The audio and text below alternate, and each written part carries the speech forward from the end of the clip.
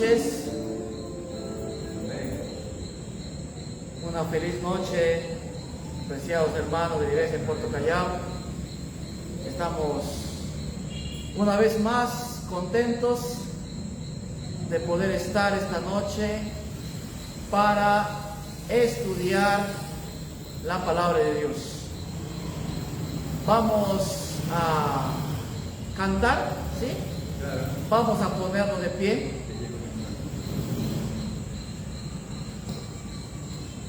Y vamos a cantar. Nuestro amigo Jim va a poner un canto.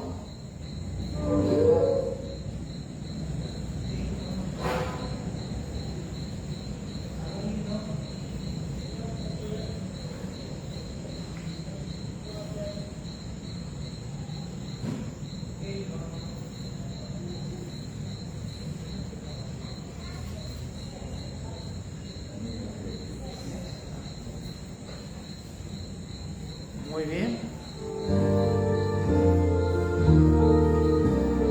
Sea exaltado.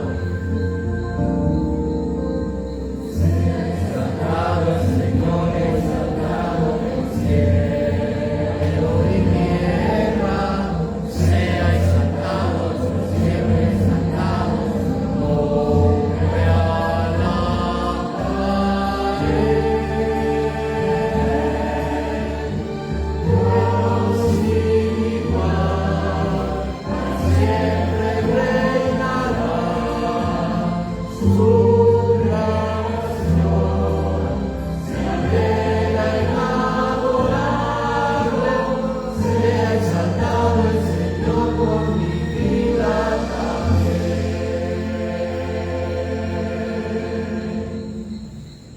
Vamos a orar. Oremos. Querido Padre, te damos gracias, Señor, en esta noche por tu misericordia, por tu amor, por tu cuidado y tu protección que nos has dado en este primer día de la semana. Ahora, Señor, que vamos a estudiar tu palabra, pedimos la presencia de tu Santo Espíritu. Danos sabiduría, danos inteligencia para entender y comprender tu palabra, tu mensaje en esta noche. Que tu mensaje pueda llegar poderosamente a cada hermano presente, a cada hermano y amigo también que nos van a escuchar por las redes sociales. Cuida de ellos, protégelos y que tus santos ángeles estén al lado de ellos. Te lo pedimos en el nombre de tu amado Jesús. Amén. Amén.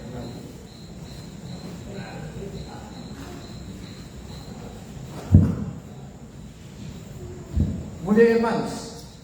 Vamos entonces a dar inicio al estudio de esta noche, dándoles una vez más una cordial bienvenida y un cordial saludo.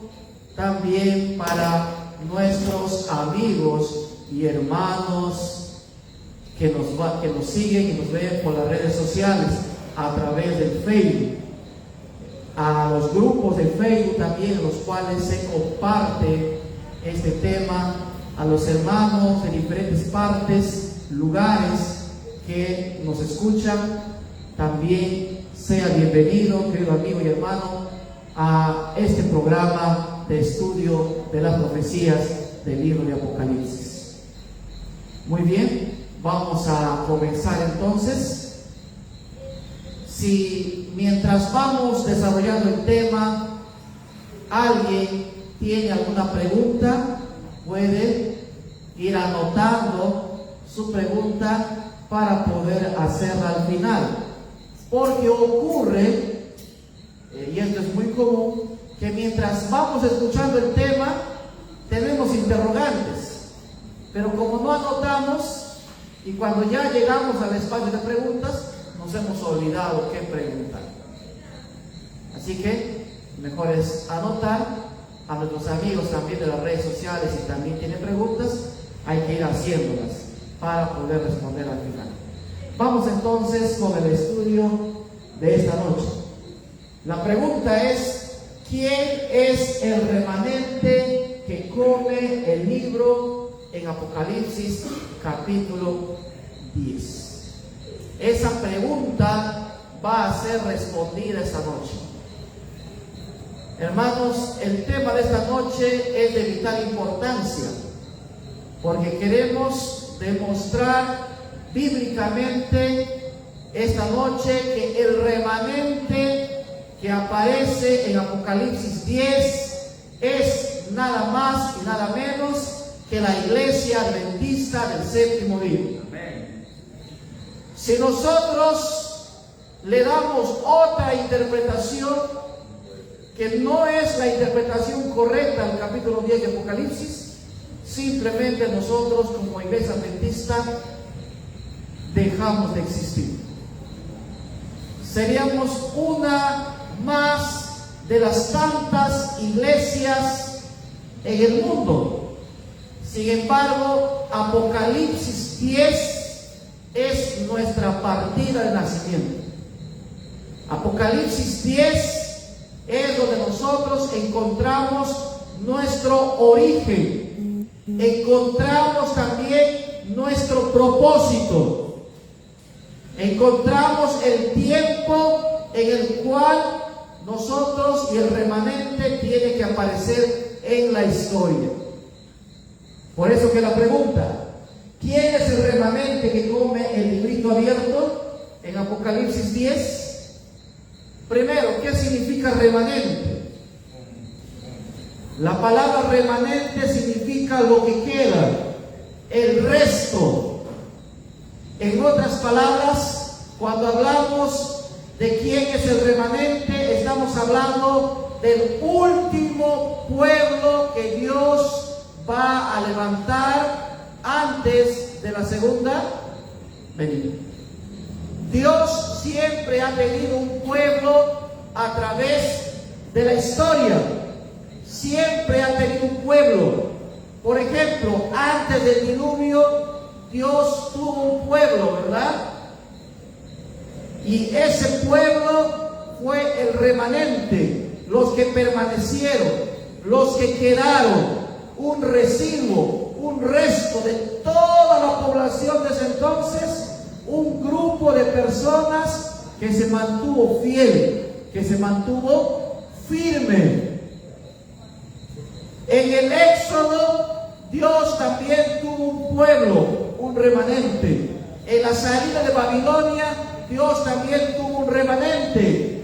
En el monte Carmelo, cuando Dios hizo descender fuego del cielo, Dios también tuvo un remanente. Porque no solamente era Elías, porque Dios le dijo a Elías que había también muchos otros que no habían doblado sus rodillas ante Baal. Entonces, a través de la historia, Dios siempre tuvo un remanente, un grupo, un pueblo que se mantuvo firme, seguro.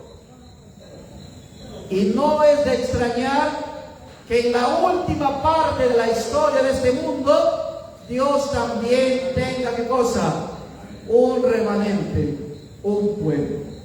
Pero la pregunta es, ¿quién es ese remanente? ¿Quién es ese pueblo? ¿Seremos nosotros? ¿O no seremos nosotros?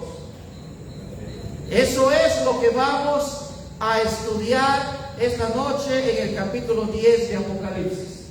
Vamos entonces a poner la segunda diapositiva.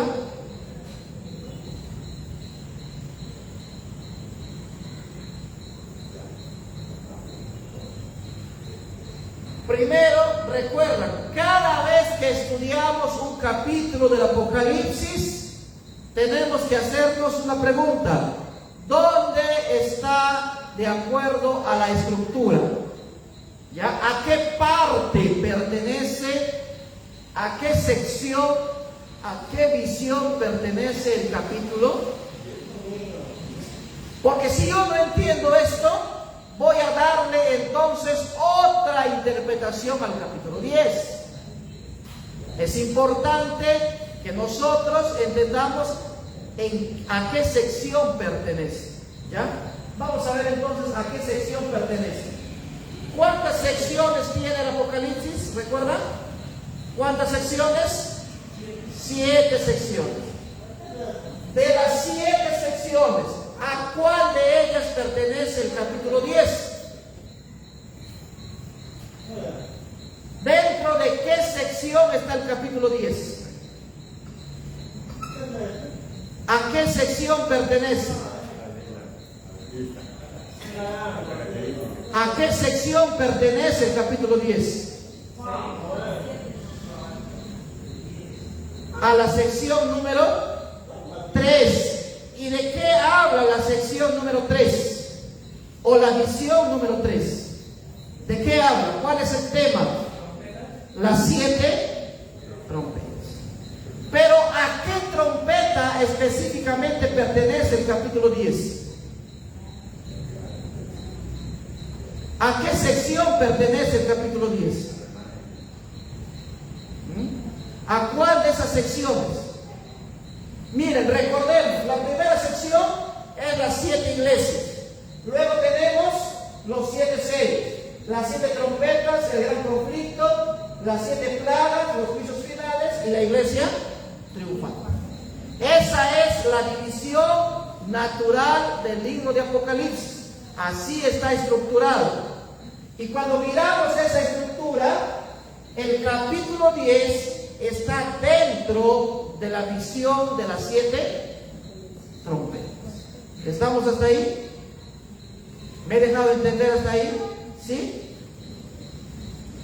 Entonces, vamos a avanzar ahora. Ya sabemos nosotros de que el capítulo 10 de Apocalipsis pertenece a la sección o a la visión de las 7 trompetas. Entonces el capítulo 10 tiene que ser interpretado en relación a las 7 trompetas. Pero más específicamente, el capítulo 10 está dentro de una trompeta. ¿Cuál de ellas? Ya habíamos dicho de que la división de las trompetas son 4 trompetas, 2 trompetas y una. ¿De dónde sacamos esa división?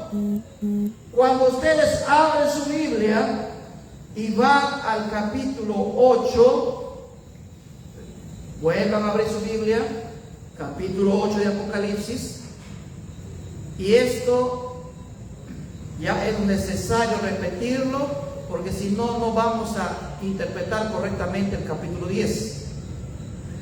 Versículo 7, ¿qué dice? Versículo 7. El primer ángel tocó la trompeta. Versículo 8. El segundo ángel tocó la trompeta. Versículo 10. El tercer ángel tocó la trompeta. Versículo 11. Versículo 12 dice: el cuarto ángel tocó la trompeta. Miren, hasta ahí aparece el primer ángel, segundo ángel, tercer ángel y cuarto. ¿Ya? Está con números ordinales. Quiere decir que las trompetas se van tocando una después de la otra. Y cuando llegamos a la cuarta trompeta, nosotros esperaríamos que después de la cuarta venga, ¿qué cosa? La quinta trompeta, ¿verdad? Pero en el versículo 13, ¿qué encontramos? En el 12 está la cuarta trompeta. Pero en el versículo 13, ¿qué dice? Miré y oí a un águila que volaba en medio del cielo y decía a gran voz: ¡ay, ay, ay! De los que habitan en la tierra a causa de los otros toques de trompeta que están para tocar los 3 ángeles. Y luego nos vamos al capítulo 9 y allí recién aparece la quinta trompeta. Entonces, el versículo 13 está separando las 4 primeras trompetas con las últimas 3 trompetas. ¿Estamos? ¿Sí? ¿Estamos claros hasta ahí?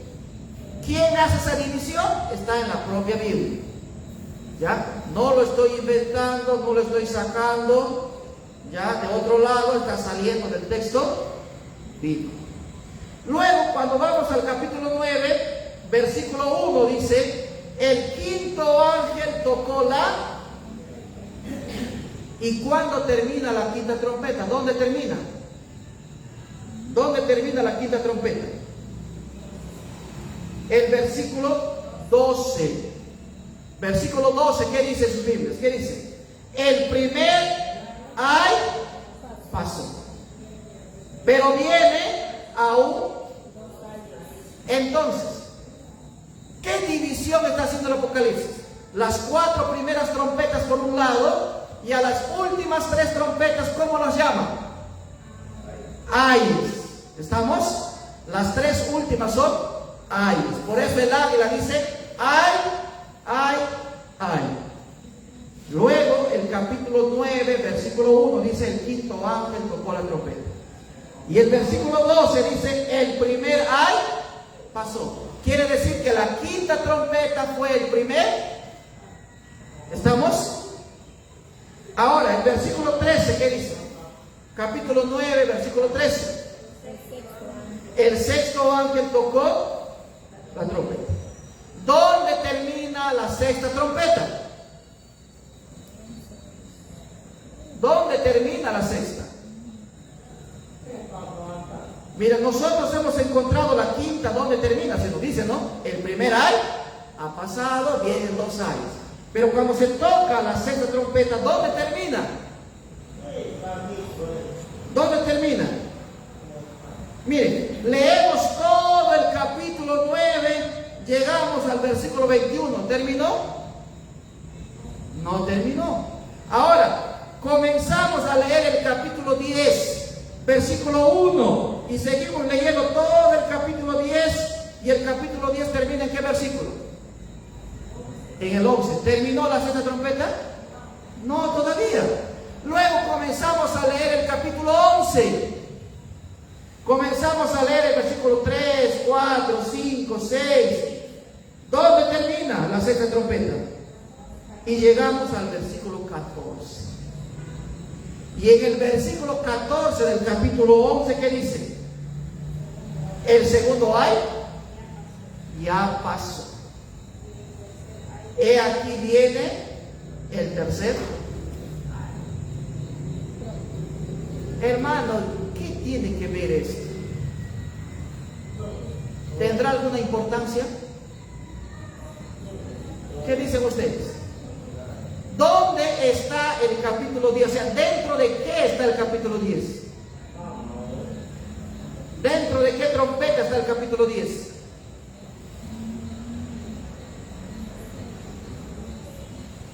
¿Dentro de qué trompeta está?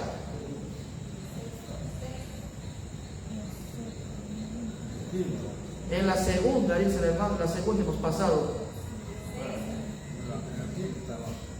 ¿Dónde? Pues miren, capítulo 9, versículo 13 estamos, dice: el segundo ángel, el sexto ángel tocó la trompeta.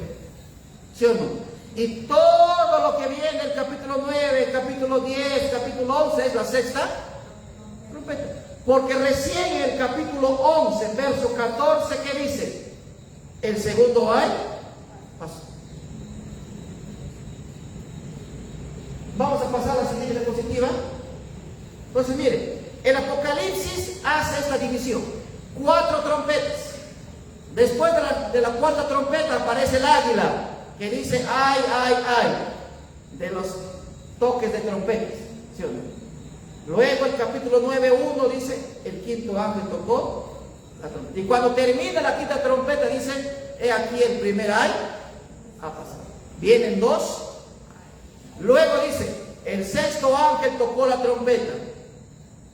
Y luego cuando termina la sexta trompeta en el capítulo 11, verso 14, dice: el segundo ay ha pasado. He aquí viene el tercer.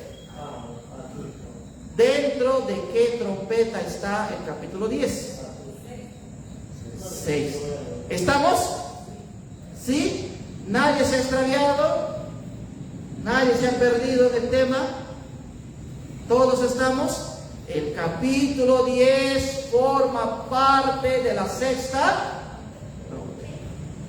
¿Sí? ¿Estamos hasta ahí? Hermanos y amigos, esto es de vital importancia, porque hay teólogos, pastores adventistas, teólogos adventistas,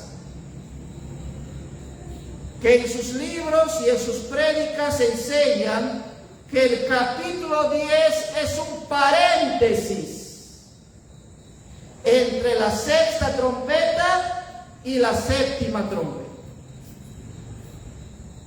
Cosa que no es real. Ustedes están pudiendo ver a la luz de la palabra de Dios esta noche, de que el capítulo 10 no es un paréntesis, sino de que el capítulo 10 y el capítulo 11 forman parte de la sexta trompeta, están dentro de la sexta trompeta. Entonces, cuando yo voy a interpretar el capítulo 10 de Apocalipsis, tengo que interpretarlo en su contexto. ¿Cuál es su contexto? La sexta trompeta. Y el domingo pasado hemos estudiado de qué nos habla la sexta trompeta. Cuando dice que los 4 ángeles están atados sobre el gran río Éufrates, ¿ya? Y que van a ser desatados para la hora, día, mes y año. Y que cuando sean desatados en ese momento de día, mes y año, va a ocurrir una matanza. ¿A qué evento se está refiriendo? ¿Recuerdan? A lo ocurrido en el año de 1798. Cuando el poder papal recibió su herida de muerte. Ya hemos explicado que la frase preparados para la hora, día, mes y año no significa un periodo de tiempo como se ha interpretado y enseñado a través de los años, sino que representa un momento en la historia. Ya no es un periodo de tiempo, sino es un momento. Entonces, si alguien todavía tiene duda sobre la correcta interpretación de la sexta trompeta, puede revisar el video anterior del domingo pasado. Ya, porque si no, nos vamos a demorar. Pero lo importante, queridos amigos y hermanos, es que si nosotros no le damos esta interpretación a la sexta trompeta, el capítulo 10 va a quedar con otra interpretación. Y nuestra partida de nacimiento queda anulada. Entonces, dentro de ese contexto, pasamos a la siguiente. Dentro de la sexta trompeta está el capítulo 10. ¿De qué nos habla la primera parte de la sexta trompeta? De la caída del poder papal en el año de 1798. Esto está con relación también a lo ocurrido y mencionado por Daniel, ¿verdad? ¿Cuánto tiempo, dice Daniel, iba a durar la persecución del pueblo pequeño? Tiempos y medio tiempo. Y según Apocalipsis 13, ¿cuánto tiempo iba a ser esta persecución también? 42 meses, 1260 días. Que estas 3 fechas, estos 3 números son lo mismo. 3 años y medio, 42 meses y 1260 días. Que nosotros sabemos ya en retrospectiva, sabemos que comenzó en 538 y terminó en 1798, cuando el Papa Pío fue apresado en la Revolución Francesa por órdenes de Napoleón, ¿verdad? Ejecutadas por uno de sus generales, y que puso fin a la persecución y puso fin a todo ese periodo llamado la Edad Media o la Edad Oscura. Ya puso fin a todo eso. Entonces, estamos nosotros, capítulo 9, versículo 13 al 21, nos habla allí de que fueron desatados, nos menciona el río Éufrates para hacernos recordar a la caída de la Babilonia literal, ¿verdad? ¿Cómo cayó Babilonia literal? Fue destruida por quiénes? Por los reyes del oriente, ¿verdad? ¿Quiénes eran? Los medos y los persas. ¿Cómo lograron entrar a Babilonia? ¿Recuerdan? ¿Cómo lograron entrar?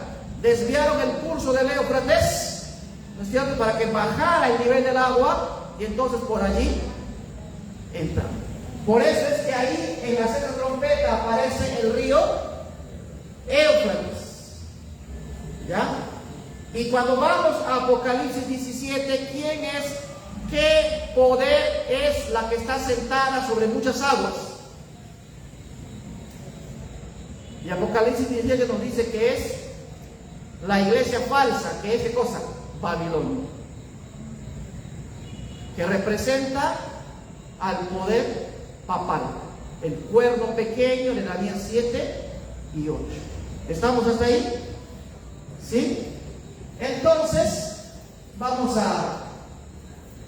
cuando llegamos al capítulo 10 de Apocalipsis, siguiendo, o sea, eso ocurre 1798. Luego el capítulo 10 dice, un ángel fuerte desciende con un librito abierto. Juan lo come y es dulce en su boca y amargo en su vida. El capítulo 11, Juan debe medir el templo, el altar y a los que adoran. Los dos testigos de Dios tienen un ministerio de 3 años y medio y luego mueren y resucitan. ¿Ya?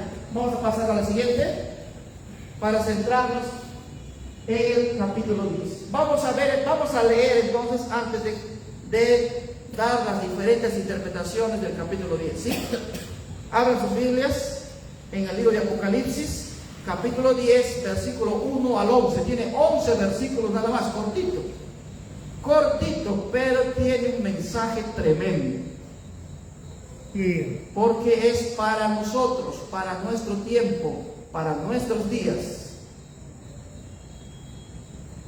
¿Ya lo tenemos todos? Vamos a leer.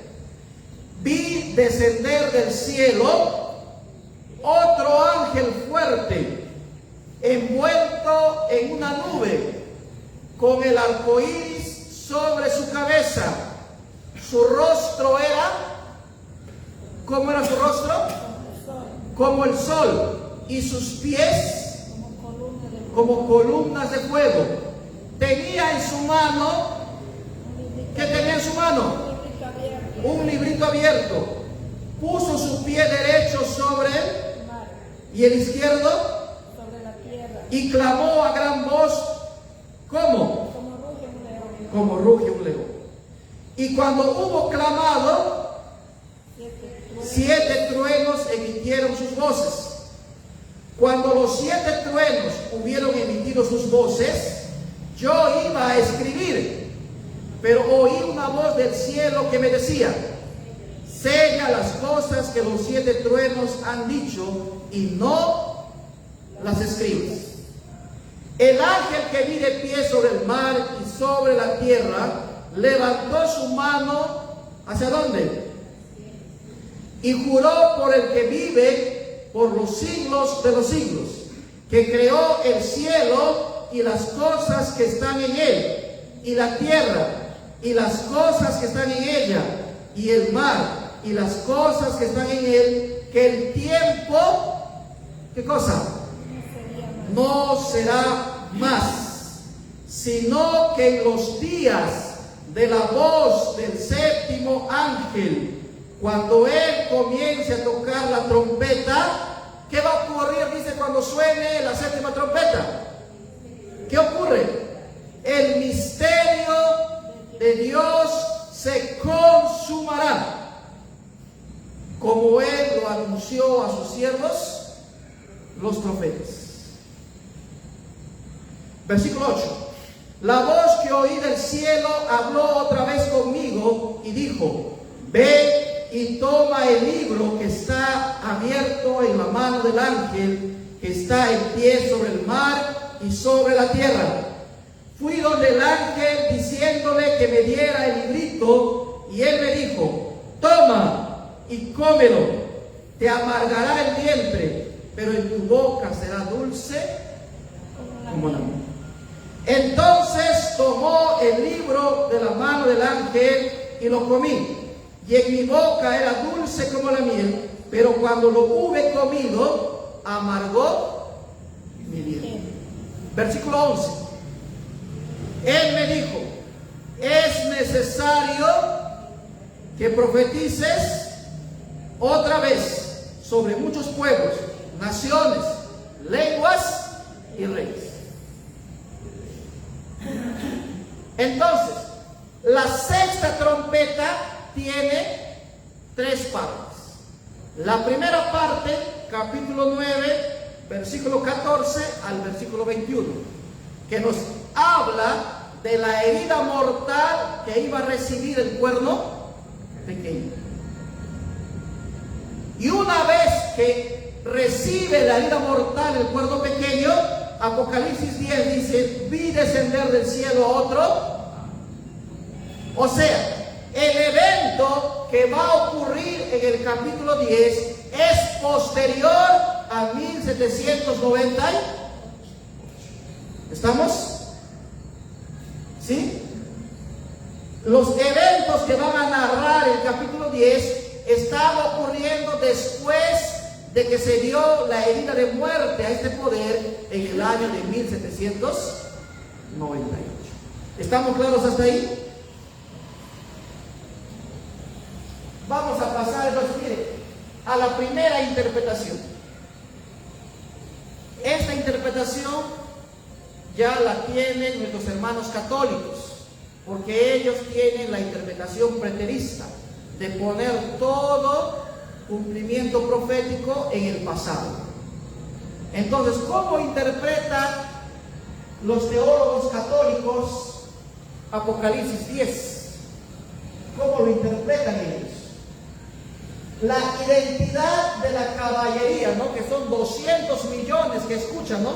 Preparados para la hora, día, mes y año que habían estado en el río Éufrates, ¿no?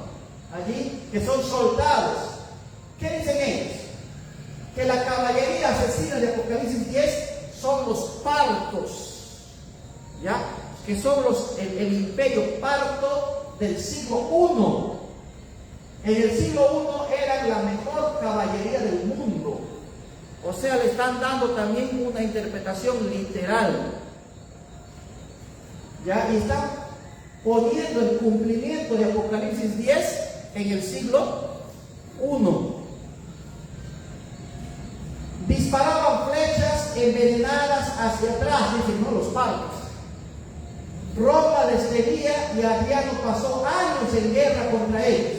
Ellos gobernaban la región del Éufrates. Ahí está, ¿no? Como se menciona el Éufrates, ahí están los partos, gobernaban la región del Éufrates, dice, ¿no? Y por eso son ellos. Usaban el cabello largo como de una mujer. O sea, le están dando una interpretación literal, prácticamente. ¿Ya?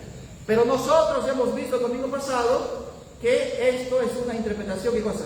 Tiene que ser simbólica, ¿ya? Porque así lo da el propio texto. Vamos a la siguiente. Ahora, ¿qué nos dice la Iglesia Católica sobre el librito? El librito de Apocalipsis 10, nos dicen ellos, es el mismo rollo que aparece en Apocalipsis 5. Vamos a Apocalipsis 5. Vi en la mano derecha del que estaba sentado en el trono un libro escrito por dentro y por fuera, sellado con 7 sellos. Entonces, nuestros hermanos católicos dicen de que el librito de Apocalipsis 10 es el mismo libro sellado con 7 sellos que aparece en Apocalipsis? Sí. ¿Qué dicen ustedes? ¿Están de acuerdo con ellas?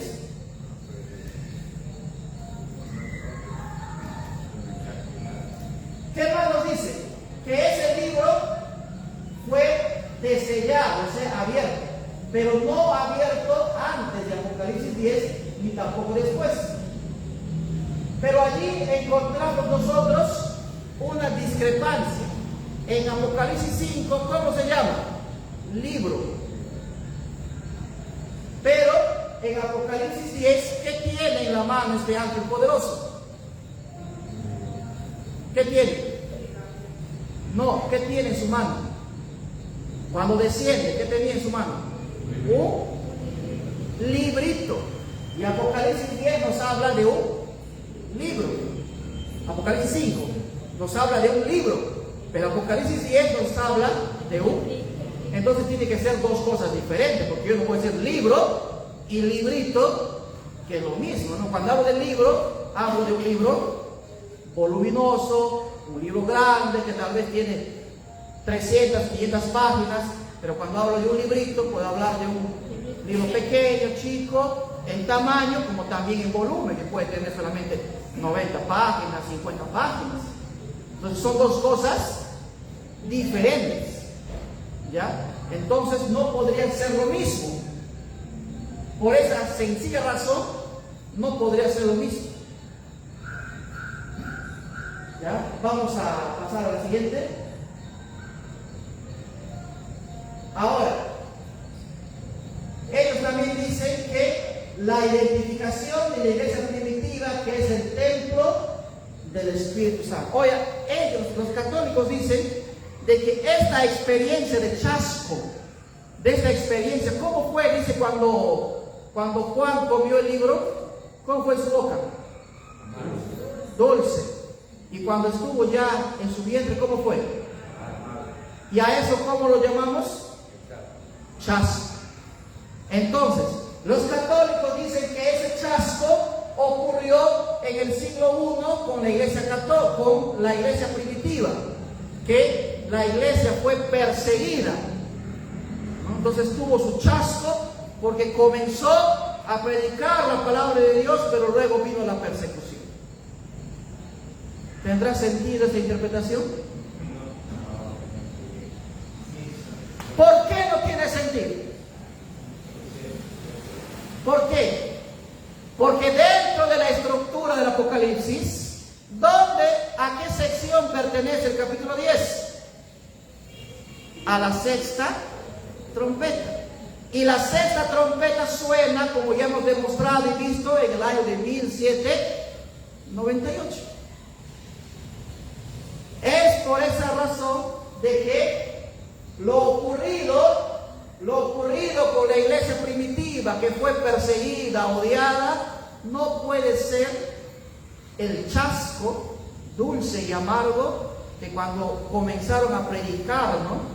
La iglesia primitiva, cuando comenzó a expandirse, el libro de Hechos también dice, ¿no?, que estaban todos unánimes, compartían, el Espíritu Santo guiaba y conducía, ¿no? Fue dulce, pero cuando vino la persecución, fue amargo. Entonces, ¿está correcta esta interpretación? No está correcta porque pasa por alto la estructura del libro de Apocalipsis, pasa por alto la interpretación en la historia. Y no solo por eso, sino que el chasco, la experiencia dulce y amargo del capítulo 10, es una experiencia interna, porque se come el libro, devora el libro. ¿Dónde ocurre lo amargo? ¿Afuera o adentro?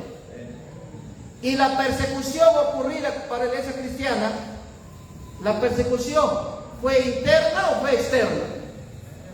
Fue externa, vino de afuera la persecución. Entonces no puede ser. ¿Ya? No tiene sentido. Pasamos a la siguiente. Ahora vamos a ver la interpretación futurista. Hemos analizado ya cómo interpretan los católicos la sexta trompeta. Ahora vamos a ver nuestros hermanos evangélicos. ¿Ya?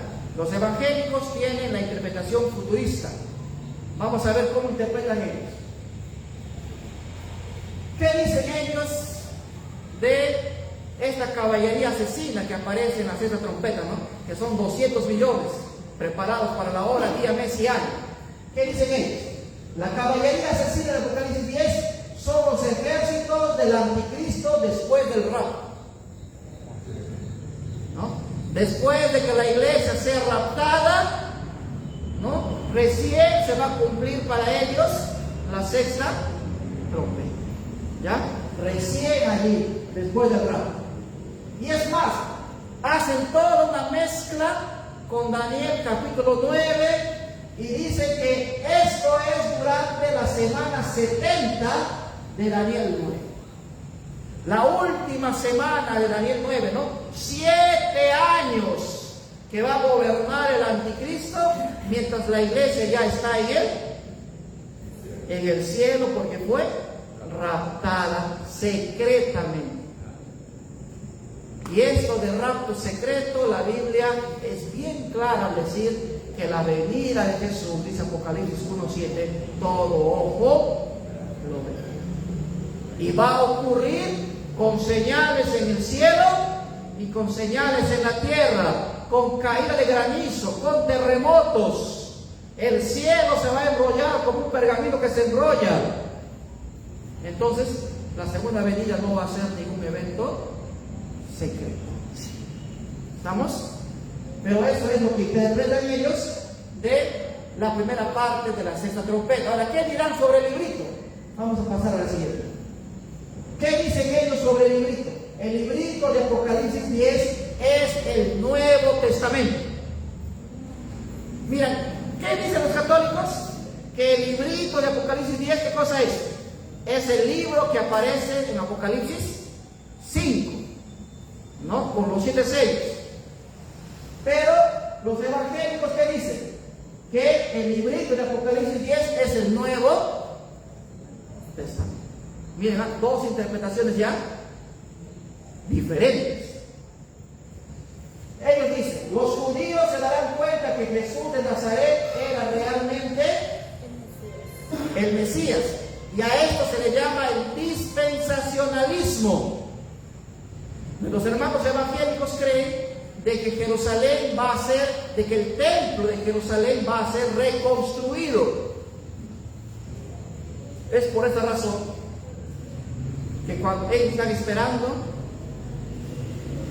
esperando de que el templo sea reconstruido para que se dé el rapto y se dé la última semana de las 70 semanas, los 7 años. ¿Ya? Por eso que ellos todavía creen de que los judíos todavía siguen siendo pueblo de Dios como nación.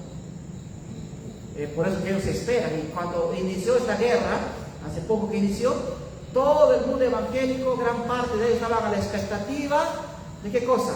De que ya por fin el templo de Jerusalén se reconstruye, ¿no? Y ellos creen de que esa reconstrucción tiene que ser un cumplimiento profético, no que tiene que reconstruirse todavía.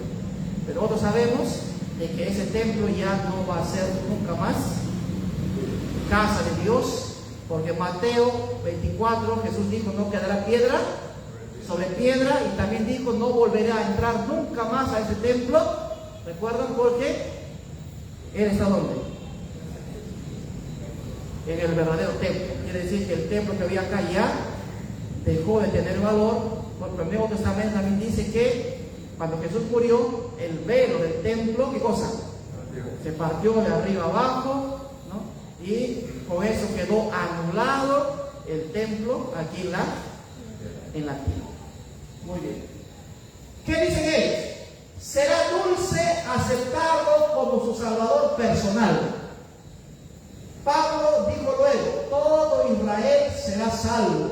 Pero cuando Pablo habla de que todo Israel será salvo, Pablo está hablando ¿de qué cosa? Del Israel espiritual. Por eso que tanto en Efesios, en Filipenses dice, nosotros que en otro tiempo no éramos pueblo, nosotros que estábamos alejados, ahora hemos venido a ser cercanos y ahora somos llamados pueblo.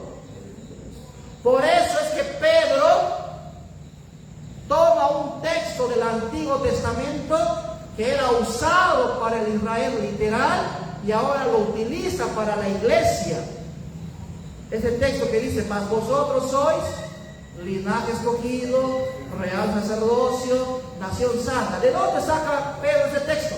Del Antiguo Testamento, porque ese texto era usado para el Israel literal. Pero ahora, por inspiración divina, Pedro entiende que el nuevo Israel espiritual es ¿quién?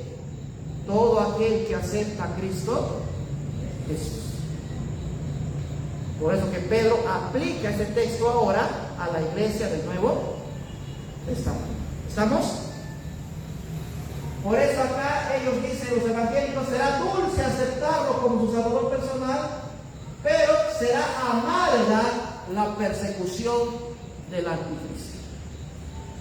O sea, ellos están poniendo el chasco en un cumplimiento futuro todavía.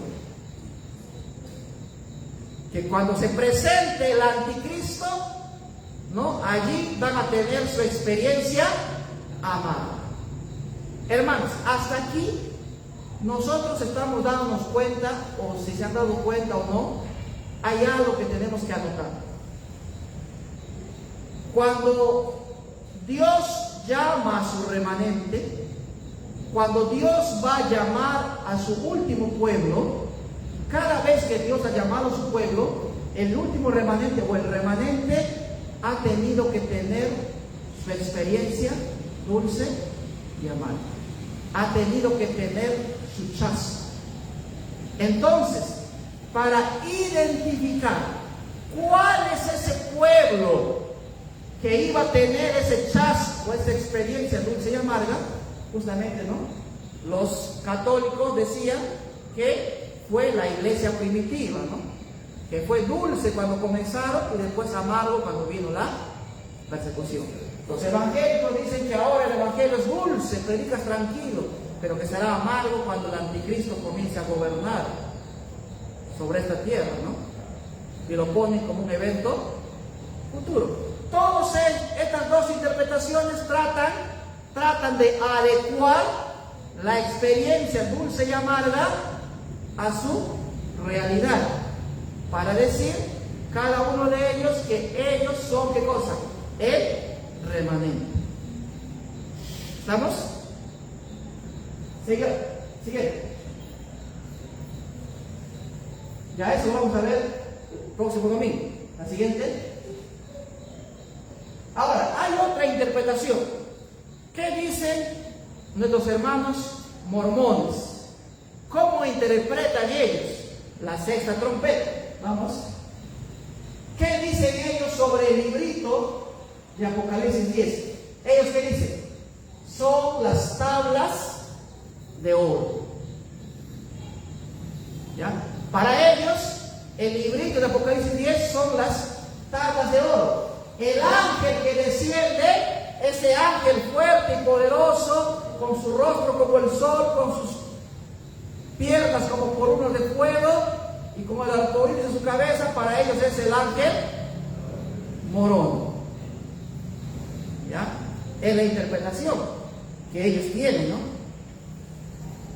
que trae las tablas de oro.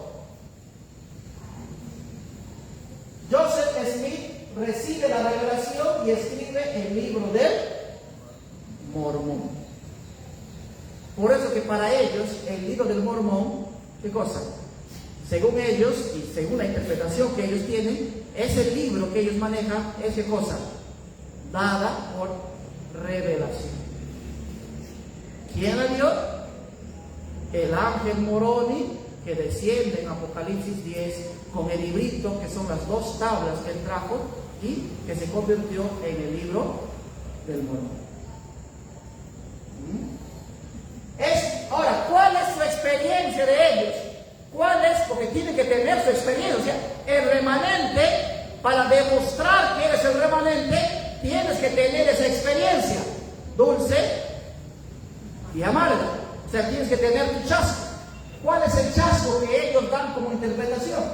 Es dulce el mensaje que les es dado, pero amarga la respuesta de los incrédulos. O sea, para ellos el mensaje que ellos dan es dulce. Por eso que tocan, no van de puerta en puerta, casa por casa. Y cuando tú rechazas, ellos se sienten que están experimentando, ¿qué cosa? Rechazo. Su experiencia dulce y amarga. Y es por eso que ellos dicen ser, ¿qué cosa? El último remanente. ¿Seguimos? Siguiente. La interpretación de los testigos de Jehová, vamos a pasar a la siguiente. Muy parecida también. Ya, vamos a avanzar. Esto es lo mismo. Pero acá hay un detalle más. El ángel glorificado, miren aquí hay algunos que dan esta otra interpretación. Que el ángel glorificado es Jesucristo, quien recibió el reino. Miren, aquí ellos avanzan un poco más los testigos de Jehová, porque ¿cómo se llaman los testigos de Jehová? Su nombre completo. ¿Saben? Los santos de los últimos días. Ellos son llamados, se autoproclaman los santos de los últimos días. Ahora, los testigos de Jehová avanzan un poquito más y ellos dicen, el ángel glorificado, ¿no es cierto?, es Jesucristo, quien recibió el reino en 1914. Miren, según ellos, ¿cuándo recibió Jesús el reino? El año de 1914. Sus pies en tierra y mar representan su autoridad como rey y sobre este planeta desde esa fecha. La misión de predicar es dada a los testigos de Jehová. Miren, nosotros también decimos lo mismo, ¿no? Ahora, ¿quién dice la verdad? Los católicos, los evangélicos, mormones, testigos de Jehová. ¿Quiénes dicen la verdad? ¿Quiénes? ¿Quiénes están interpretando correctamente? El librito, y para ellos, los testigos de Jehová, el librito abierto del capítulo 10 es el libro de Apocalipsis. ¿Cuáles eran acá hemos visto 4 interpretaciones ya del librito? Para los católicos, ¿qué era el librito? El libro con 7 sellos de Apocalipsis. Sí. Para los evangélicos, ¿cuál era el librito?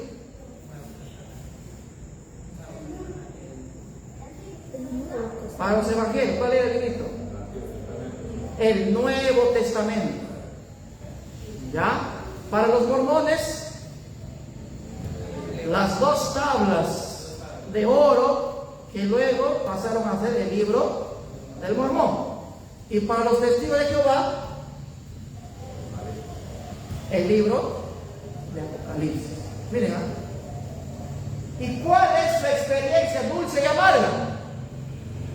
Es dulce para los testigos de Jehová, pero amargo para la cristiandad por los juicios que se anuncian contra ellos. O sea que para ellos es dulce porque ellos tienen la verdad, pero es amarga para el resto. Y por eso ellos dicen que ellos son el último remanente. Y Apocalipsis 10 nos da un detalle más. ¿Cuándo iba a surgir el remanente? Después de la herida de muerte. O sea, después de 1798. Entonces nosotros tenemos que buscar en la historia una iglesia, un pueblo que surja, que comience a existir después de 1798. Y los mormones, los testigos de Jehová, los evangélicos, surgieron también después de esa fecha. La iglesia adventista también. Ahora, ¿quién es el remanente de Apocalipsis 10, que es el último remanente. Vamos a avanzar, seguimos. Ahora vamos a ver la interpretación adventista. ¿Ya? Hemos visto ya diferentes interpretaciones. Vamos a ver ahora la adventista. Nos ponemos de pie. Nos ponemos de pie. Y vamos a cantar Sonreír. Sonreír, el rostro iluminar, levantar las manos hacia Dios, nuestras manos estrechar, qué felicidad. Muy bien, ahí hacemos un poco de estiramiento. A ver, ahora no pueden ni estirarse, para el costado, para el otro lado, ya, a ver, giramos la cabecita, ahora para el otro lado. Si alguien no puede girar su cabeza, ya, porque está muy estresado. Muy bien, nos sentamos. Ahora sí, ¿no? ¿Alguien me dice la hora? 8:30. Ya estamos llegando a la parte final. Entonces, ¿cuál es la interpretación adventista? Vamos a avanzar.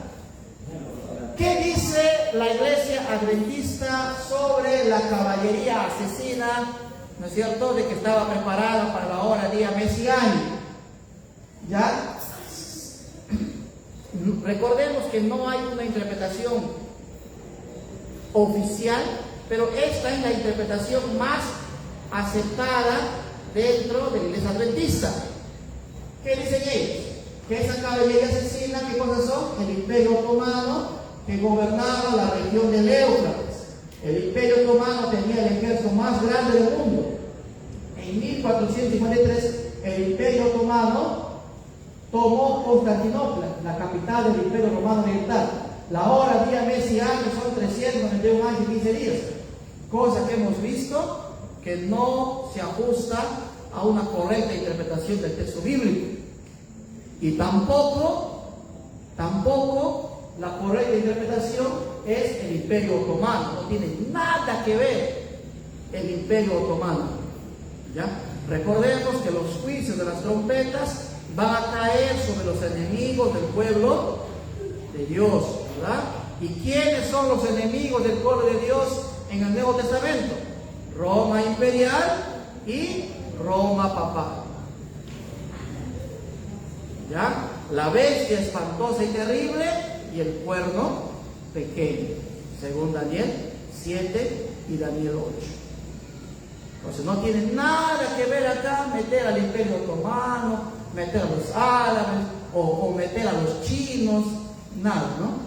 Pero esta interpretación es una interpretación que se ha manejado, está en libros, ya está también, creo, en el comentario bíblico, pero no es correcta esta interpretación. Los 4 ángeles destructores podrían ser los 4 sultanes, ya, los 4 sultanatos. Sin embargo, tampoco tiene apoyo bíblico esa interpretación. Vamos a avanzar entonces. Ahora, ¿qué dice la mayoría de teólogos adventistas sobre el librito de Apocalipsis 10? Que el librito de Apocalipsis 10, ¿qué libro es? ¿Cuál es ese libro? ¿Qué libro es? Daniel. ¿Ya? Daniel. Y aquí está el apoyo, ¿no? Hay fuertes paralelos entre Apocalipsis 10 y Daniel, capítulo 10 y capítulo 12. No hay fuertes. ¿Cuáles son esos paralelos fuertes? En ambos viene un ser con características divinas al profeta. Cuando ustedes van al capítulo 10 y capítulo 12 de Apocalipsis, hay un ángel también poderoso y fuerte que se presenta para ayudar al ángel Gabriel, que estaba luchando con el príncipe de Persia, que no podía, ¿no? Entonces vino, dice Miguel, en ayuda. Y en el capítulo 12 nos habla de que Miguel se va a levantar. Y cuando Miguel se levante, comenzará el tiempo de angustia, ¿no? Y también nos dice, aparece la figura también allí de un ángel fuerte, que es el mismo Miguel, que levanta las manos al cielo, ¿verdad? Pone sus pies en la tierra y en el mar, y hace también un juramento. Lo mismo que aparece en Apocalipsis capítulo 10, ¿no? ¿Y qué es lo que queda sellado en Daniel?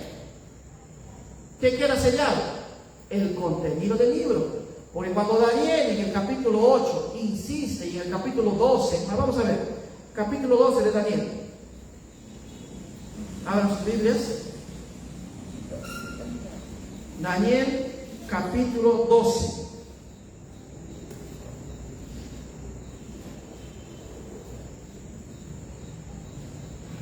Versículo 4. 12:4 dice: pero tú, Daniel, cierra las palabras y sella, ¿qué cosa? El libro. ¿Hasta cuándo iba a estar sellado? Hasta el tiempo del fin. Muchos correrán de aquí para allá. ¿Y qué va a pasar? ¿Qué ciencia? ¿Qué estaba sellado? ¿Qué cosa iba a permanecer sellado hasta el tiempo del fin? El libro de Daniel. El libro de Daniel iba a estar sellado porque dice que el libro de Daniel, su mensaje del libro de Daniel era para el tiempo del fin. Y llegado el tiempo del fin, dice, la ciencia iba a aumentar. ¿Por qué iba a aumentar la ciencia? Porque el libro de Daniel, su sello iba a ser roto, y ahora el libro de Daniel tenía que ser entendido. ¿Qué ocurrió después de que terminó la Edad Media en 1798? Con la imprenta. ¿Qué libro imprimió la imprenta? El primer libro que escribió la imprenta, ¿cuál fue? La Biblia. Después de la caída de este poder, en 1798, vino ¿qué cosa? La Biblia a todos los idiomas. Porque antes la Biblia solamente estaba ¿para quiénes? Para los sacerdotes. Y estaba en latín. Pero a partir de 1798 comienzan las traducciones de la Biblia y comienzan las Biblias a distribuirse por todo el mundo, ¿no es cierto? Y en todo el mundo comienza un despertar en el estudio de las profecías. ¿Y con qué libro se comenzó el estudio de las profecías? Con el libro de Daniel. Por eso es que Guillermo Miller, ¿qué libro estudió? El libro de Daniel. Por eso que Guillermo Miller encontró más de 2300 tardes y mañanas, y el santuario sería purificado. ¿Dónde está eso? Daniel 8:14. Vamos a ver qué dice Daniel 8. Daniel capítulo 8.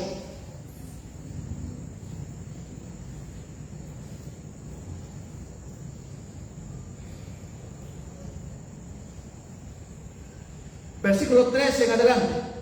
Entonces oí hablar a un santo, y otro de los santos preguntó a aquel que hablaba: ¿hasta cuándo durará la visión del sacrificio continuo, la prevaricación asoladora y la entrega del santuario y el ejército para ser pisoteados?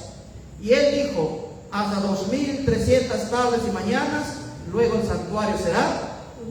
Aconteció que mientras yo, Daniel, consideraba la visión y procuraba comprenderla, se puso delante de mí uno con apariencia de hombre, y oí una voz de hombre entre las riberas del Ulai, que gritó y dijo: Gabriel, enseña a este la visión. Vino luego cerca donde yo estaba, y al venir me asusté y me postré sobre mi rostro, pero él me dijo: entiende, hijo de hombre, que la visión, ¿qué cosa? es para el tiempo del fin. ¿Y cuándo comenzó el tiempo del fin? Eso lo hemos estudiado cuando hemos estudiado Daniel.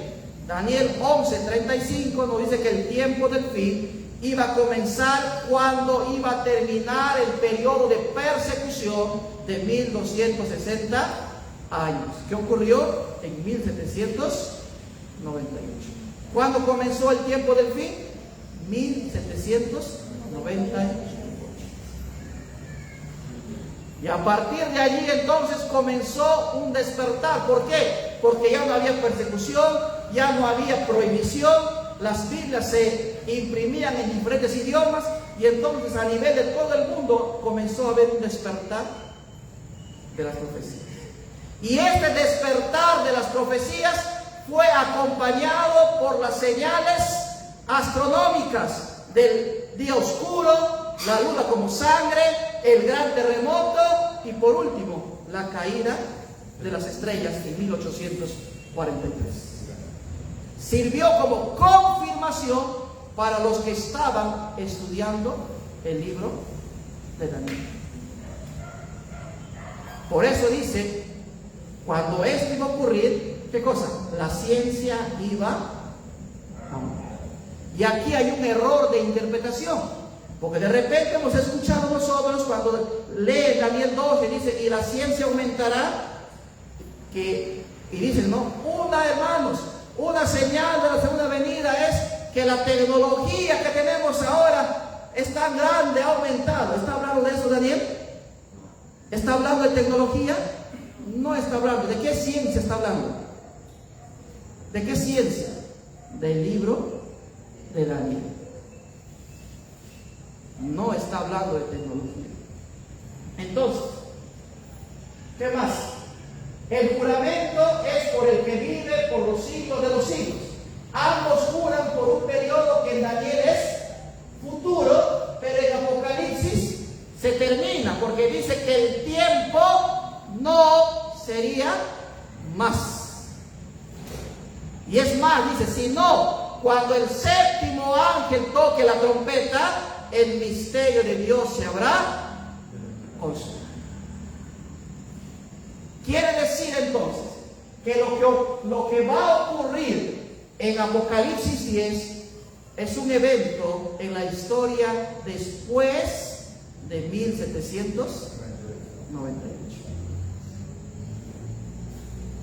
Que tenía que surgir este remanente. Después de este periodo, todas las cosas o el misterio de Dios se consumará. ¿Qué quiere decir con el misterio de Dios? Cuando agarras una concordancia bíblica del Nuevo Testamento y ves cómo usa Pablo la palabra misterio, que es la palabra misterio, Pablo nos dice que hay un misterio escondido desde la eternidad. ¿Y cuál es ese misterio? Es el plan de salvación. Y cuando aquí dice Apocalipsis que cuando se toque la séptima trompeta, el misterio de Dios terminará o se consumará, está hablando de que iba a terminar el tiempo de gracia. Porque, ¿cuál es el mensaje o la orden que se le da a este último remanente? Apocalipsis capítulo 10, versículo 11. ¿Qué dice?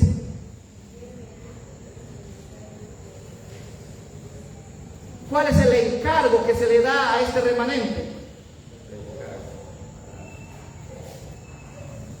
10:11, ¿qué dice? Y él me dijo, es necesario que profetices otra vez sobre muchos pueblos, naciones, lenguas y reinos.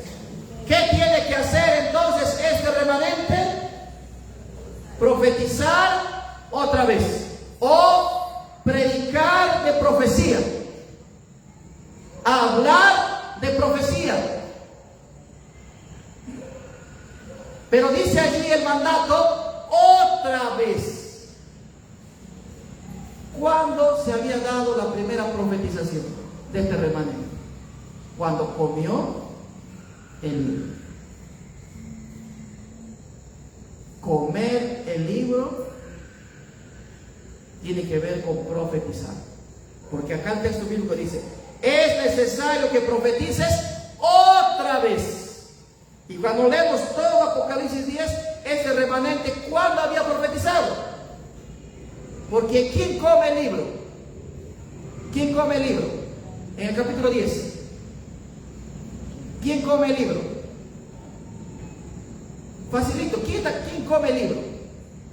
Es Juan el que come el libro. Y Juan está representando al último remanente. O sea que este remanente ya había profetizado para nosotros, ¿no? Mirando en retrospectiva, este remanente que existe ahora ya profetizó. ¿Cuándo profetizó? Cuando fue dulce y amargo en su vientre, cuando comió, cuando tuvo esta experiencia. Pero ahora, ya acercándonos a la segunda venida, ¿qué le dice Dios? Es necesario que profetices una vez más. Y eso es lo que tenemos que hacer. Eso es lo que tenemos que hacer. En la Biblia, solo el libro de Daniel fue cerrado y sellado hasta el tiempo. Entonces, ¿cuál es ese librito de Apocalipsis 10? El libro de Daniel. ¿Estamos? Y creo que aquí vamos a hacer un alto. ¿Ya? Pasamos a la siguiente para ver nada más. La siguiente. Siguiente. ¿Ya? El libro de Daniel. La siguiente. La siguiente. ¿Ya? Y este hemos visto, ¿no? ¿A quién representa Juan? ¿Ya hemos visto eso? Seguimos. Una vez más. Más. Vamos a la otra. Entonces, 1798 nos da a nosotros un cambio de escenario. Hasta 1798 las profecías bíblicas se habían centrado únicamente en qué parte del mundo. Europa, ¿sí o no? Lo que en ese tiempo era el mundo conocido, ¿sí o no? Lo que se conocía como mundo era toda la Europa de ese tiempo. Pero cuando ocurre 1798, el escenario profético cambia de Europa ¿a dónde? Porque ¿dónde encuentran libertad y ayuda? Cuando estaba la persecución y cuando cae en 1798, ¿dónde? ¿A dónde se traslada el foco profético? ¿A qué parte del mundo?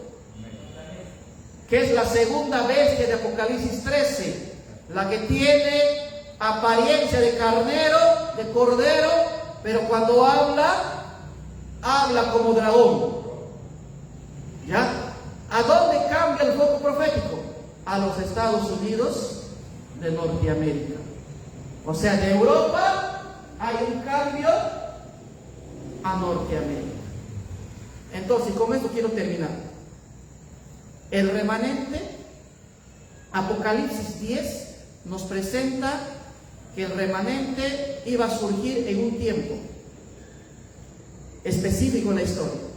Que el remanente tenía que tener una experiencia, pasar por una experiencia. Y por último, que el remanente tenía que surgir en un lugar específico. 3 características para identificar al verdadero remanente. ¿Cuáles son? Los 3.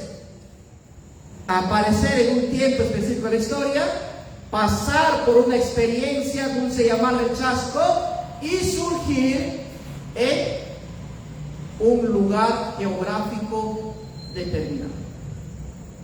¿Y en qué tiempo tenía que aparecer? Después de 1798.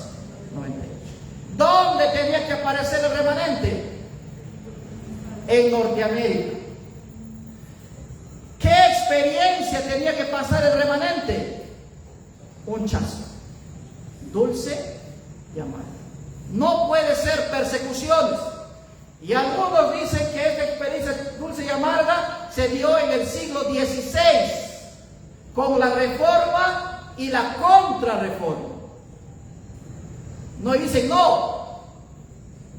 El evento más importante en la historia es la reforma, ¿no? Que comenzó con Calvino, Jerónimo, Juan Hus, que comenzó con Martín Lutero en el siglo XVI, y luego fue dulce la reforma, pero luego vino la contrarreforma con la Inquisición, que fue amarga. Pero a la luz de lo que hemos estudiado del texto bíblico, tampoco va esa interpretación, porque el último remanente tiene que surgir después de 1798. Tiene que surgir en un lugar geográfico específico, Norteamérica, y tiene que tener su experiencia dulce y amarga, como lo tuvo la iglesia adventista. Entonces, ¿quién es el último remanente?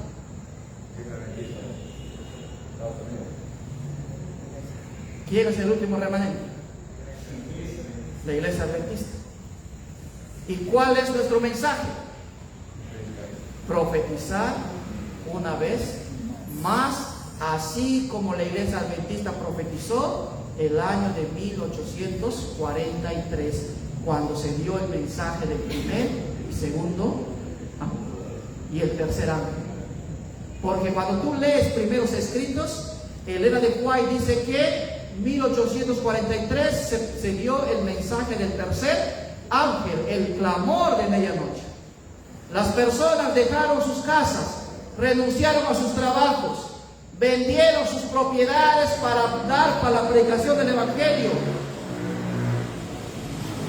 Y el Evangelio se esparció por todas partes. Se levantaron hombres y mujeres predicando y profetizando. La iglesia adventista ya profetizó y tuvo su profeta también. Pero ahora Apocalipsis 10:11 dice: es necesario que profetices una vez. Y ese mensaje profético está en Apocalipsis 14 con el mensaje de los tres. ¿Alguna pregunta? ¿Alguna inquietud? ¿Alguna duda? Mi pregunta es sobre, mencionaste a Juan, que él estuvo en la isla de Patmos, ¿no? Que él comió ese libro, pero no tiene nada que ver con después de 1971. No está bien. Pero, ¿qué experiencia tuvo él cuando recibió ese mensaje? ¿En qué estaba? Físicamente estaba en Patmos, pero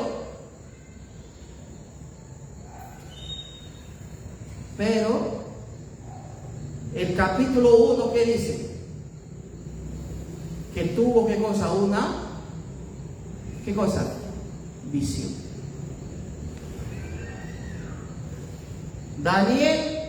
Cuando Daniel tiene sus visiones, las visiones apocalípticas van desde el día del profeta hasta la segunda. Pues, cuando lees Daniel, los mensajes de Daniel van desde sus días, ¿no es cierto? Desde el año 605 a.C., sus profecías van hasta el establecimiento del reino. Y cuando Juan tiene su visión, las profecías de Juan también van desde sus días hasta el establecimiento futuro del reino. O sea, aunque él haya estado físicamente allí, él también en el capítulo 4, ¿qué dice? Oí una voz que me dijo: sube. ¿A dónde? Al cielo. Pero él subió al cielo ¿en qué? En su visión que tenía, ¿no? Y a través de su visión él llegó al cielo, vio el cielo. Dios le mostró lo que iba a ocurrir. Y entonces en Apocalipsis 10, ¿no es cierto? Él en su visión ve a un ángel poderoso descender con un librito que recién estaba abierto y le dice: ahora come. Y él come es dulce y es amargo. Pero como en profecía son símbolos, Juan es un símbolo de ¿qué cosa? Del último remanente. ¿Ya, hermano? Muy bien. ¿Alguna otra duda? ¿Alguna otra inquietud? ¿Todo está claro? Yo lo que quería preguntar es que cuando se inició cuando comenzó las religiones vinieron de Europa, a Estados Unidos, ¿por qué se concentró en todas las religiones, los monjes, los bares y todo eso? Y además hay contradicciones, muchas veces vamos a ver cuenta ahorita, ¿no? Hay una traducción de Apocalipsis que no está dada por los que literan la iglesia, para la acción general. ¿Por qué será eso? Muy bien, hermanos. Miren, el capítulo 10 de Apocalipsis, habíamos dicho, está dentro de la sección de las 7 trompetas. Y las 7 trompetas es un tema en el cual, como iglesia, no se ha pronunciado oficialmente con una posición de decir, esta es. Hay muchas. Yo les he mostrado, cuando he comenzado a hablar de las trompetas, les he mostrado un cuadro, ¿verdad?, de los diferentes teólogos adventistas a través de la historia, y todos tienen interpretaciones diferentes, ¿se acuerdan? Diferentes la una de la otra. Pero miren, cuando comenzó la iglesia adventista como movimiento, ¿con quiénes comenzó? ¿Con personas cultas y preparadas en teología? Los apóstoles. Entonces, y de verdad hay mucha preocupación porque en el ámbito teológico, ¿no?, que a veces se llega a tener títulos, grados académicos, todo eso, y cuando dan una interpretación, da mucho que desear su interpretación porque no se ajusta al texto bíblico, no se ajusta a la estructura que el libro de Apocalipsis presenta. Pero son pues posibles interpretaciones, ¿no?, la cual tenemos que respetar, pero cuando ya esa posible interpretación va en contra de la estructura, en contra de una interpretación correcta, allí sí tenemos que decir que no está bien, ¿no? Y por eso nosotros tenemos que estudiar, ¿qué cosa? El mejor libro para entender la Biblia, ¿cuál es? No es un comentario, no es un libro de tal pastor, de tal teólogo, doctor o magíster en teología, no. El mejor libro para entender la Biblia, ¿cuál es? Porque ¿quién te va a dar el entendimiento, el conocimiento para entender la Biblia? El mismo Espíritu Santo que inspiró a los profetas es el mismo Espíritu Santo que te va a dar, ¿qué cosa? El entendimiento y la comprensión. Por eso que en Daniel una palabra clave es sabiduría. Y en Apocalipsis también se requiere sabiduría. ¿Y quién te da la sabiduría? ¿Qué dice Santiago? Si alguno tiene falta de sabiduría, ¿qué tiene que hacer? Pídela a Dios. Entonces, hermanos, no se necesita grado académico, preparación, uno que tenga primaria o no tenga primaria, con uno que tenga doctorado, maestrías, pero que estudie la Biblia, los dos van a llegar a la verdad. Por ejemplo, Elena de White, ¿qué preparación académica tuvo Elena de White? Pero fue inspirada por el Espíritu. Nosotros no somos profetas, pero podemos ser iluminados por el Espíritu. El que busca, halla. Al que llama, se le abre. Entonces, hermanos, nosotros no estamos llamados a seguir a un predicador. Nosotros no estamos llamados a seguir a un pastor, a un líder. Nosotros estamos llamados a seguir a Jesús. ¿Y dónde encontramos a Jesús? tenemos que ir acá. Tenemos que ir acá. Porque nosotros como seres humanos podemos errar. Nosotros como seres humanos podemos equivocarnos. Podemos dar una mala interpretación. Pero ¿dónde no hay error? La palabra de Dios. Amén. Nos ponemos de pie para orar. Vamos a orar.